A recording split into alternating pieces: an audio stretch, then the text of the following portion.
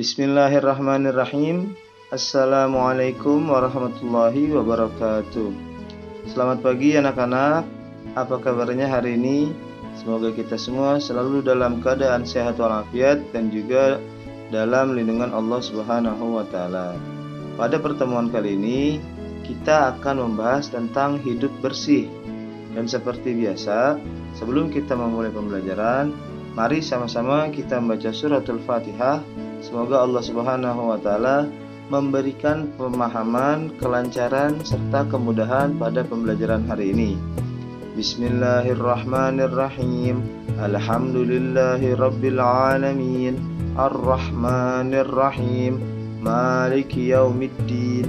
Iyyaka na'budu wa iyyaka nasta'in. Ihdinas siratal mustaqim.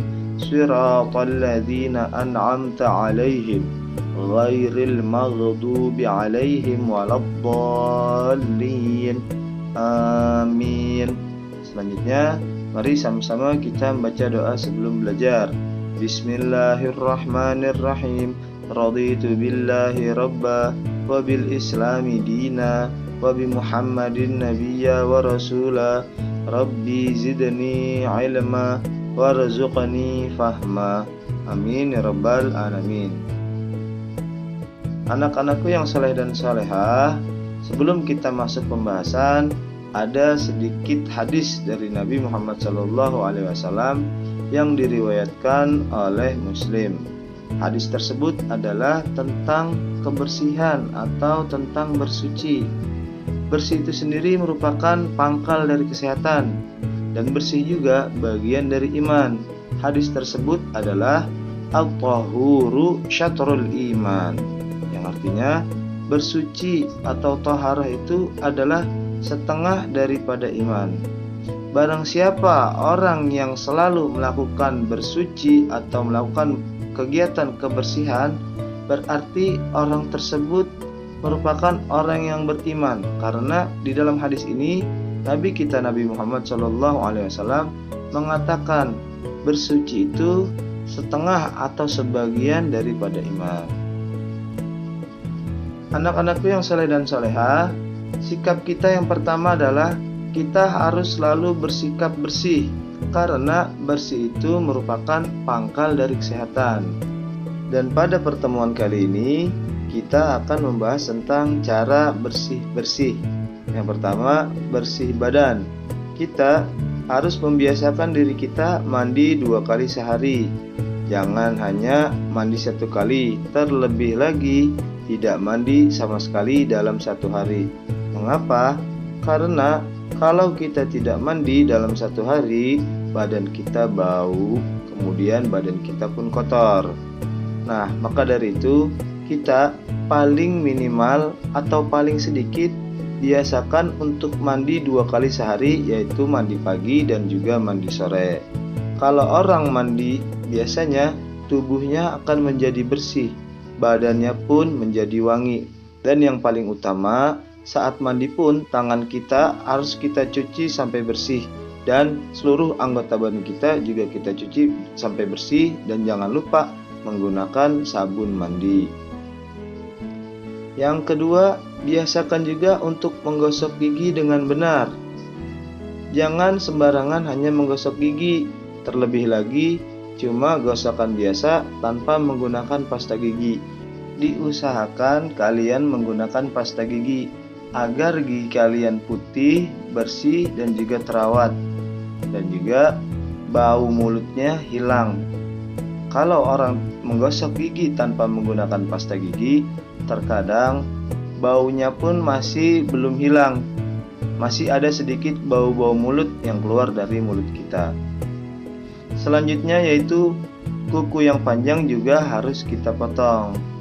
Sunnahnya kita memotong kuku kita itu tidak lebih dari 40 hari.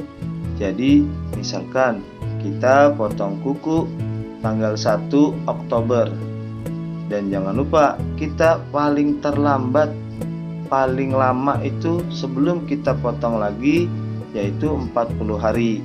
Jadi kurang lebih tanggal 30 atau akhir bulan itu sudah paling terlambat.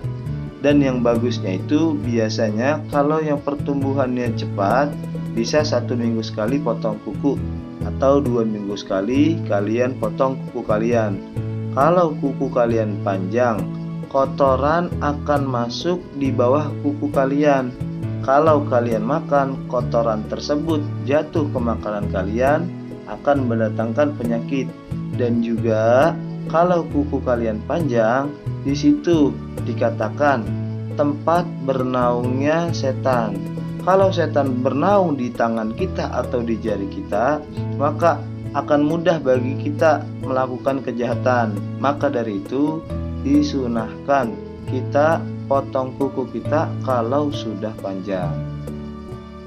Selanjutnya yang kedua, pakaian pun harus bersih. Setelah kita mandi, setelah kita gosok gigi, dan setelah kita mencuci tangan kita dan juga memotong kuku kita, baik kuku tangan maupun kuku kaki, kita juga jangan lupa mencuci pakaian kita hingga bersih.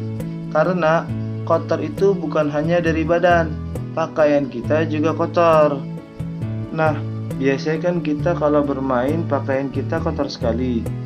Segeralah kita cuci pakaian kita tersebut agar tidak menumpuk. Kalau pakaian kita menumpuk, kotorannya pun juga akan menyebabkan penyakit bagi kita. Selanjutnya yang ketiga, barang-barang harus rapi dan juga bersih. Barang-barang tersebut diantaranya bisa piring di rumah kita, sendok dan juga garpu yang kita harus cuci dan juga kita harus bersihkan. Karena piring, sendok, dan garpu merupakan alat makan kita. Jangan sampai alat makan kita kotor. Kalau alat makan kita kotor, nanti di saat kita makan, kita juga makan kotoran tersebut.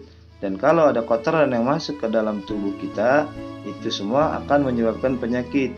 Dan juga apabila kita selesai makan, jangan lupa langsung cuci piring tersebut, langsung cuci sendok tersebut, dan langsung cuci garpu tersebut.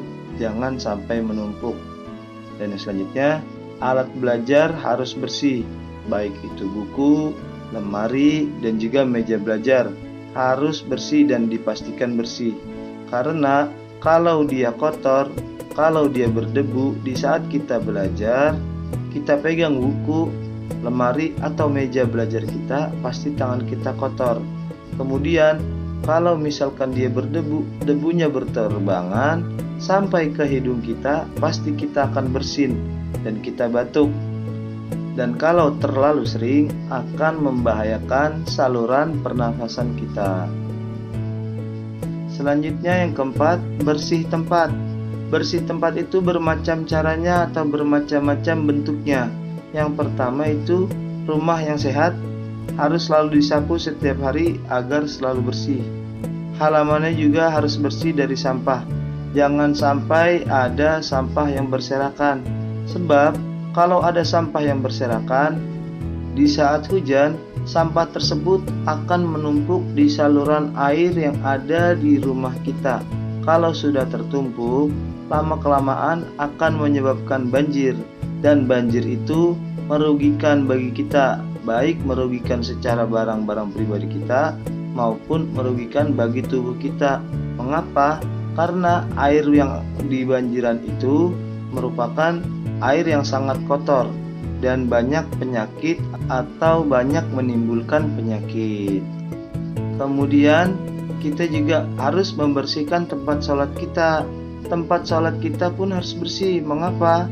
Karena syarat sahnya sholat yaitu bersih badan, bersih pakaian, dan juga bersih tempatnya. Kalau tempatnya kotor, kita pun sholat tidak nyaman, apalagi sampai berdebu, bisa membahayakan juga. Seperti tadi yang sudah kita jelaskan bersama, kalau dia berdebu, hidung kita atau saluran pernapasan kita menghirupnya terlalu sering akan membahayakan dan akan menimbulkan penyakit. Kemudian tempat tidur kita juga harus bersih dan jangan juga selalu kita rapihkan. Mengapa? Karena kalau tempat tidur kita kotor, kita pun tidur tidak nyaman. kita pun tidur tidak enak, apalagi kalau sampai tempat tidur kita bau. Kemudian juga kalau tempat tidur kita berantakan, dilihatnya pun juga tidak enak. Nah, anak-anakku yang soleh dan soleha, sikapku atau sikap kita adalah kita harus membantu orang tua kita di rumah. Perilaku bersih kita tadi yang telah kita pelajari merupakan cara bagaimana kita membantu orang tua kita di rumah.